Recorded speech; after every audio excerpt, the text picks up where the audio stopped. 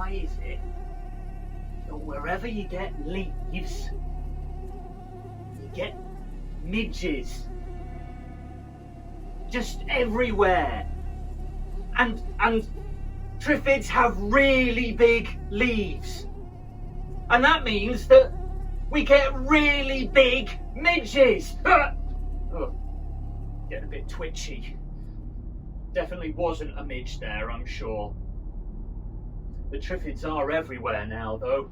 There's hundreds of them. I'm wearing their petals and their leaves as camouflage. They don't see me and I can walk amongst them. Their tendrils do sneak, but they sneak past me now. Less bruised ribs. It's good, it's good. They come for the power from the generator. It's green, so I guess they think maybe it's one of their own. They're trying to free it. That's why they're constantly hammering on the vault door. Well, they're never going to get through it, though. That's 8 inches of solid hardened steel. They are not getting in. But they do desperately want that generator. If only they knew that it would literally burn them alive. I mean, in essence, by chopping them up with our hatchets, we're doing them a favour. Surely. Yeah, that's what it is. Doing them a favour by chopping them up with our hatchets and not letting them get to the green glowy generator, which is the only thing that keeps us from being sent right back to the Stone Age. Quite literally. I think the petal hat's pretty good. I mean, you don't really appreciate how tough triffid petals are until you put one on your head and you get a good clonk with a mallet from Derek because he's not looking at what he's doing. Derek. We're holding our own, but only just. They mostly come at night. Mostly. I mean, why they come at night is beyond me, because photosynthesis. Surely that happens during the day. But no, apparently they want to come at night. Maybe that's when the glow from the generator is brightest. I'm just not entirely sure. Because photosynthesis is important for all plants, right? Because the sun comes down and via some kind of black magic or sorcery, they make energy out of it, and water's in there somewhere as well, but the water we've got is so thick, I doubt they'd be able to suck it up through their roots. We've got to use a knife and fork to get into it. And it's got those blue floaty bits, and I'm not entirely convinced that those blue floaty bits would be particularly good for your average triffid. All the same, they mostly come at night. Mostly. It's not just the big ones either. We get little ones as well. We started calling them truffles. Because, you know, we have to go truffle hunting. We find it funny. But the triffids, the big ones, they're the real problem. They look beautiful.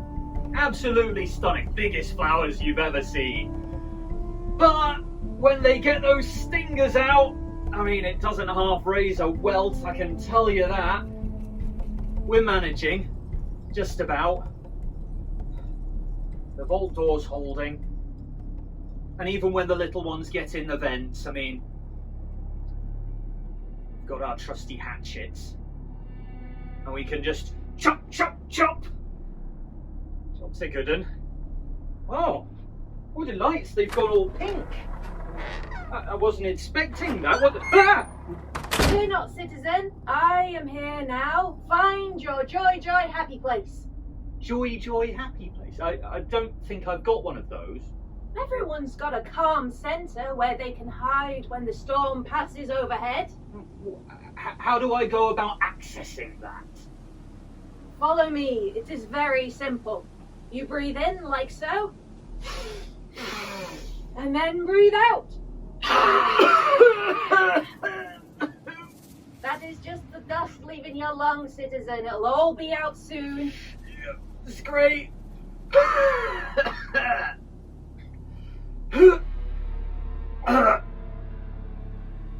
What's all this anyway? I have been upgraded.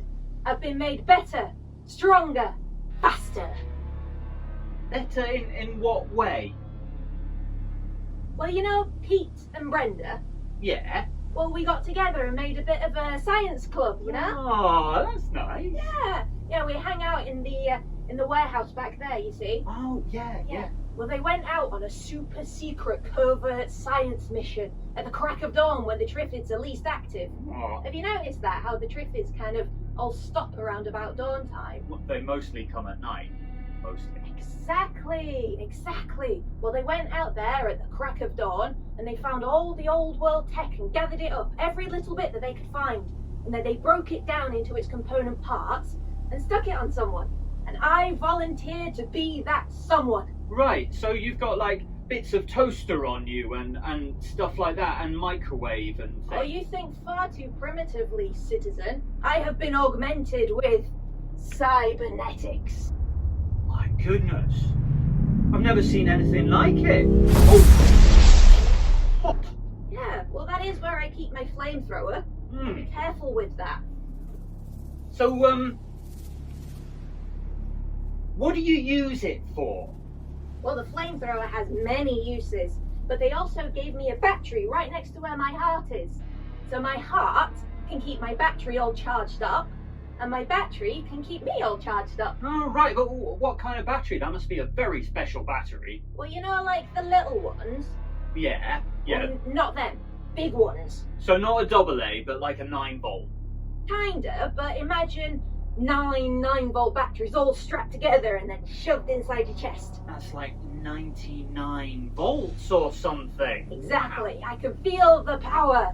It does mean, however, that I can't get wet. Right, that makes perfect sense, because you'd short circuit the battery and then you'd just frizzle out and you wouldn't be able to do anything. And I would be no use to anyone. They also put special cameras in my eyes so I can see all through the different wavelengths. I can see infrared and ultraviolet, and I can zoom in to even the smallest degree. Like there. You can see all the little creepy crawlies crawling around your eyebrows. It has been a while since I've had a shower, I guess, but I mean, I guess that's useful. In this context though, like with the Triffids attacking outside and stuff, what does it mean in the greater sense of things? Watch this. Can you hear them? They're banging at the vault door. Oh, yeah. Oh, I've got my hatchet. Oh, you stand back, citizen. I've got this. Oh. Just got to do a little dance to get my charge up. Well, that's a little impractical though, isn't it? Just you wait and see. I've got to strike the pose. Take this, you Triffids. Oh! Oh, the heat coming off it! It's immense! Oh! Oh! That's seen them off for now. We are now safe. Wow! That's impressive, right? They are frazzled! So, well, the Triffids have been dealt with for a bit. What do you want to do to pass the time? Well, it does mean that once again, until the heat dies down on the steel reinforced vault door so we can get past it, we are all stuck at home. So, I guess we could spin a yarn, the likes of which we've never spun before. Why don't, instead, we weave a tapestry the likes of which we've never seen before? Well, we could do that, but I'd actually rather, because I was watching you dancing there, and it'd be really, really great if we could just lead ourselves on a merry dance, the likes of which we never danced before, and you'll get a good charge out of it as well. That's a fantastic idea. Follow me, citizen. Brilliant. Today's story comes from before the before time, from the long, long ago. Before the world was a red dust ball, before there were Triffids banging at the vault door trying to get at us. This story comes from a time when plants grew and didn't try to eat us, when occasionally they would grow fruit that we could eat. This story comes from a time when plants would grow into groups called jungles, In those jungles it would rain often, and you would find all kinds of wonderful plants, fruit, vegetation. And inside those jungles you would also find animals. Animals like birds of paradise, so beautiful in their plumage. Animals like monkeys that would chatter as they zoomed through the canopy. Animals like the tiger. In the parts of the world where you would find jungles and tigers, there is tell of a creature that could shape change. It could change its form from tiger to human and back again at will. This is our telling of how such a creature might come to be. Our story starts in a village. A small village on the outskirts of a jungle. Long ago, the elders of this village laid down some rules. They knew that deep inside the jungle there lived tigers. Tigers didn't care much for villages. They forged their own territories and would defend them ferociously. Any creature might defend their home ferociously if they thought it were invaded. So the elders decided to leave the jungle to the tigers. They would just have the outskirts. There was still plenty of fruit and things for them to forage there, and the river that came out of the jungle was full of fish. There would be plenty for everyone to eat, and there would be no need to come to loggerheads with the tiger at all. The time our story starts, there is a woman called Zara. She is one of the gatherers of this village. Every day she would put on a gathering bag that she'd had since she was a child. She would take her foraging knife, which was sharp to the touch, and she would head to the outskirts of the jungle. She would tread those well-trod paths, picking fruit from the trees, cutting vegetation down from the root, sometimes digging up the root so they may have a hearty stew that evening. But Zara was a curious person. She thought that inside the jungle there might be things even more delicious.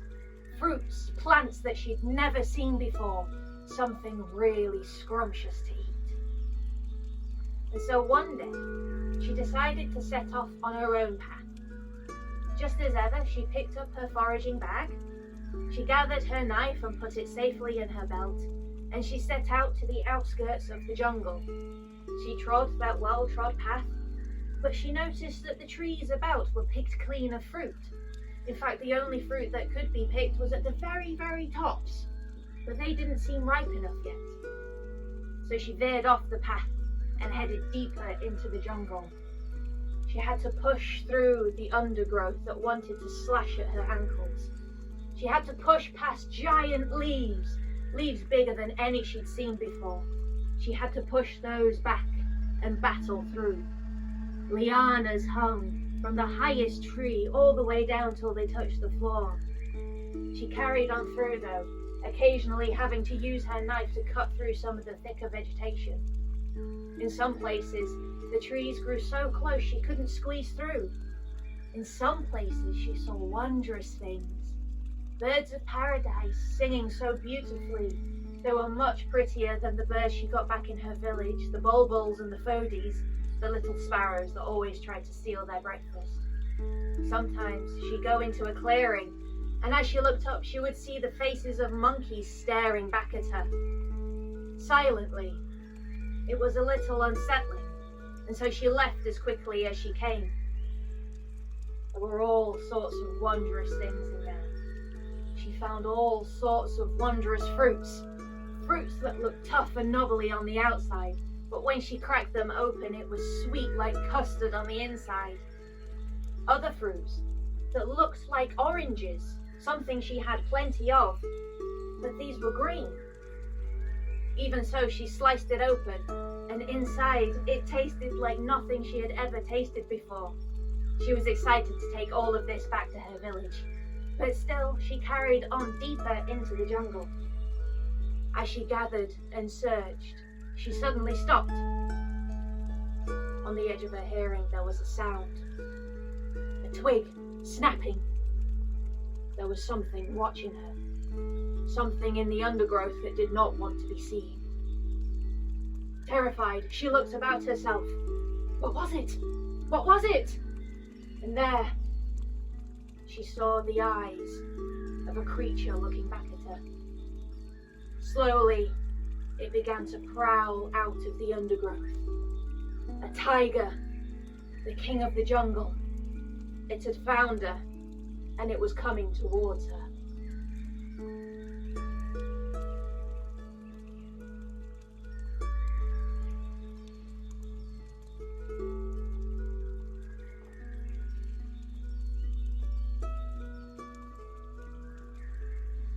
I am Tiger.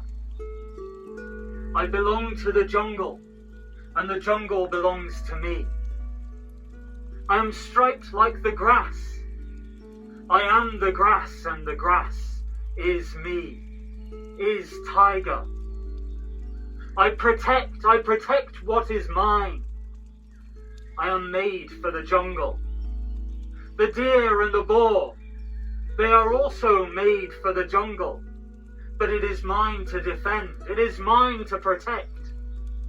Only I, Tiger, can prowl its depths as I do. The woman, she came to the jungle. She came as she was not meant to do. I must defend, I must protect what is mine. I must do as I am intended to do. I must pounce! At once the tiger pounced. The tiger was slashing with its claws, biting with its teeth, using those powerful limbs. Zara fought with her knife and her wits. The tiger was doing what it must. The tiger was doing what it needed to do to defend its home. The fight was ferocious. The fight took all of the energy of both sides. But eventually, Zara was the one that went out and killed the tiger dead. All at once, a wave of guilt crashed over Zara. How could she do that? How could she have killed such a beautiful creature? She ran. She ran as fast as her legs could carry her. She ran away from what she'd done. She ran away trying to leave it behind her. She ran deeper and deeper into the jungle. She ran trying not to trip over roots, dodging branches, being whipped by lianas as she hurried by. She ran until her legs could carry her no further. She sat on a tree and cried. She was the one that was in the wrong. She was the one that had violated the rule of the village. She was the one that had killed the tiger. As she sat there mournfully, she heard a sound, something close by, a soft mewling. Intrigued and curious again, she got up and followed that sound. It didn't take her long to find a den, and inside that den were 3 small tiger cubs. She looked at them and felt guilty all over again. Those small, tiny, frail things. Those small tiger cubs, eyes barely open, paws far too big for their body. They were padding around that den looking for a tiger that wouldn't come back. They wouldn't last long if there was no one there to look after them. They wouldn't last long if no one was there to care for them, to protect them. And Zara knew what she had to do. Carefully, she gathered those 3 tiger cubs up, put them in her gathering pouch, and headed back home. Once she got back to her house, she made sure that the tiger cubs were comfortable. She put them in front of the fire to keep them warm. She went and got goat's milk to feed them. She stayed up all night to make sure that they were comfortable, that they were fed, and they were cared for. Zara noticed something as the years passed and the tiger cubs grew. Tiger cubs reach adulthood after 2 years. But 2 years passed and the tiger cubs barely seemed to have grown. In fact, as time passed, it seemed that the tiger cubs were growing at the same rate as human children. The tigers, it seemed, were picking up human traits. The tigers might have been born wild animals.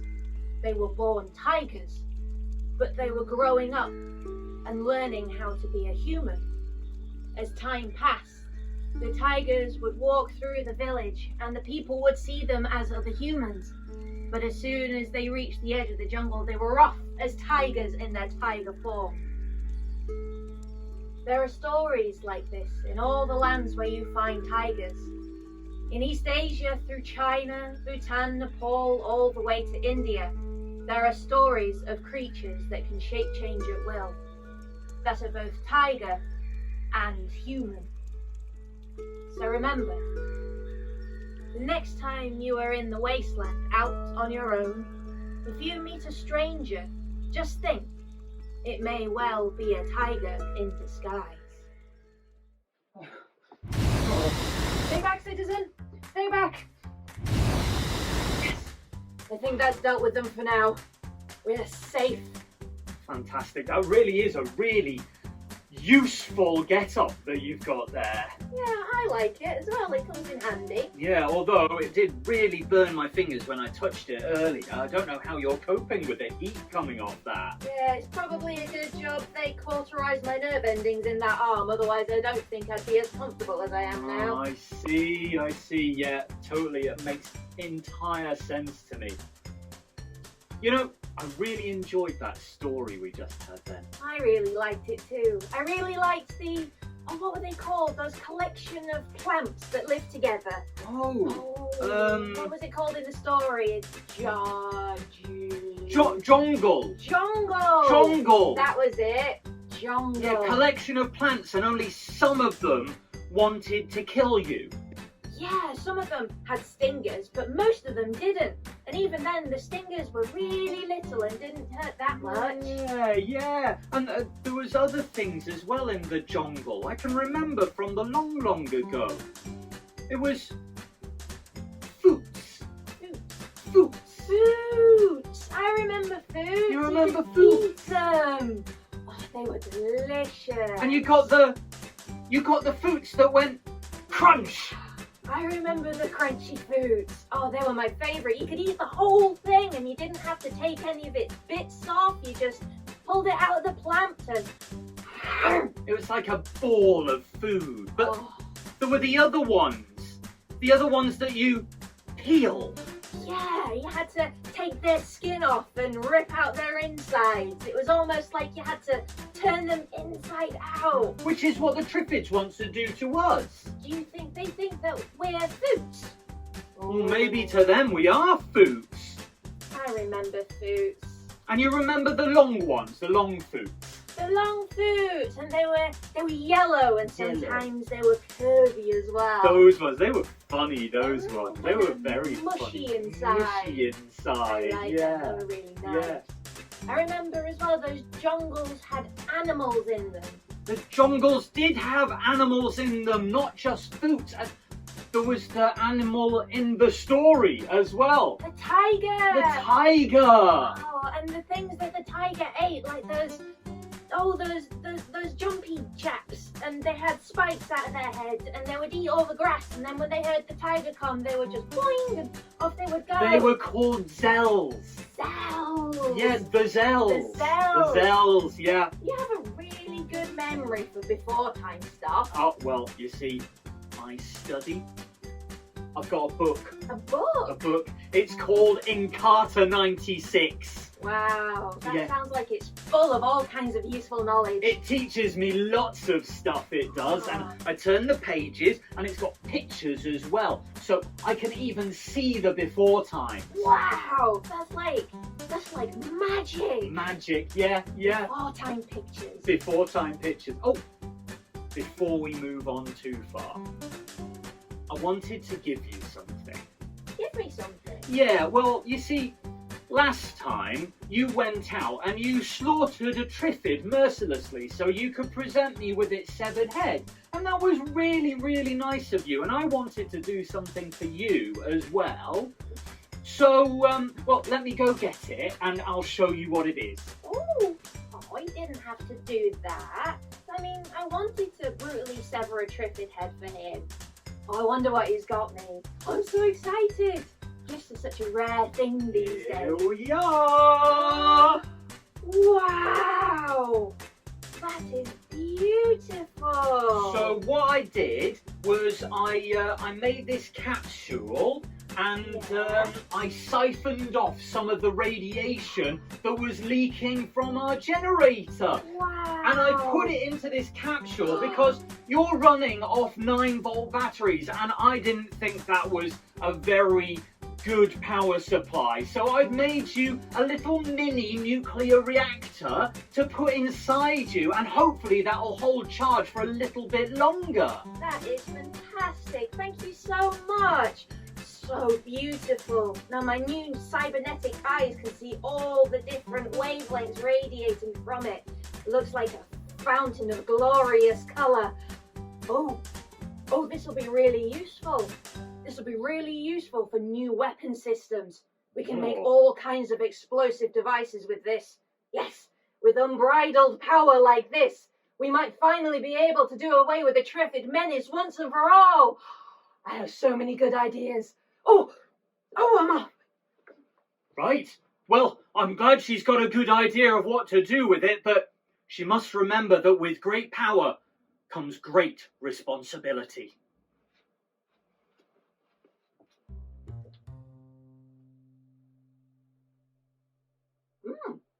Well, that's good. Oh yeah, that hits the spot.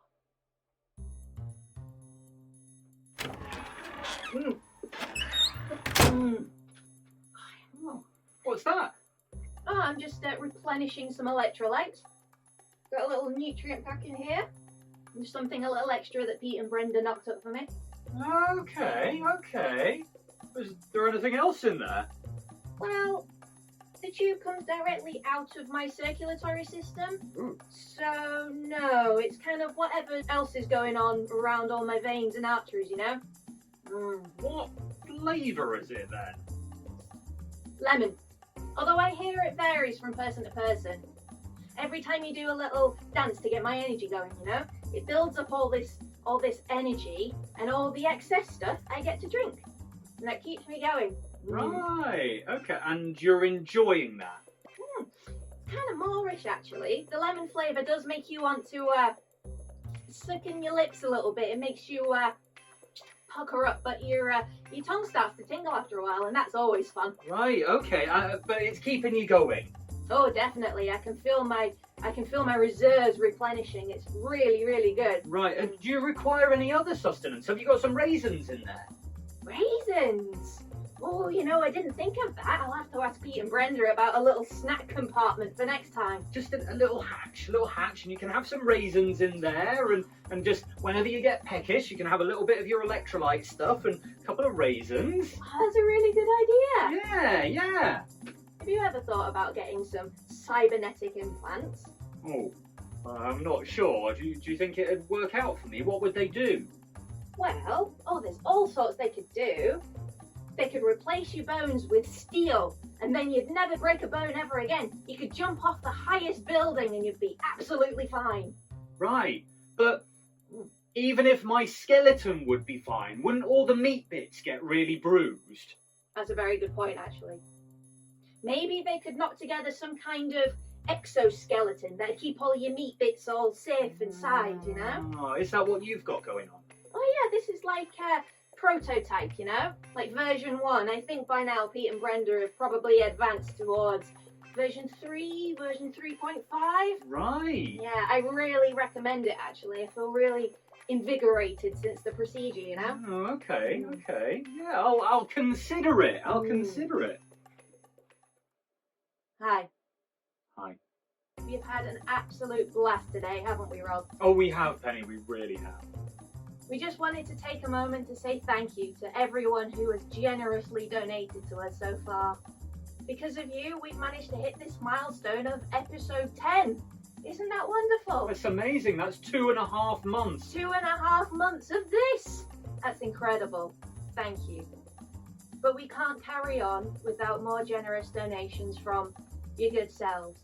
So if you have anything lying around, spare batteries, ocular implants, those little solar panels you used to get on calculators, please consider donating them. Go to www.paypal.me/Strange-Twig and give what you can. Thanks. Oh, this is really good.